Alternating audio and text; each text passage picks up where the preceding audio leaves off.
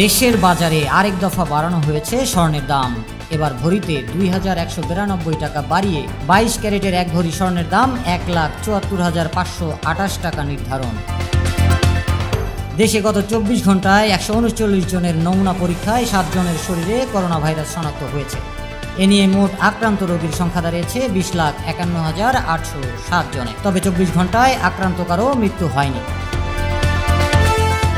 দেশের চলমান রাজনৈতিক অস্থিরতা নিরসনে তারেক রহমান ও ডক্টর মোহাম্মদ ইউনূসের মধ্যে অনুষ্ঠিত সাম্প্রতিক বৈঠককে সময় উপযোগী ও গুরুত্বপূর্ণ বলে আখ্যায়িত করেছে বাংলাদেশ খেলাফত মজলিস। তেহরানের প্রতিশোধমূলক হামলা বন্ধে ইসরায়েলকে সাহায্য না করতে মার্কিন যুক্তরাষ্ট্র, যুক্তরাজ্য এবং ফ্রান্সকে সতর্ক করেছে ইরান।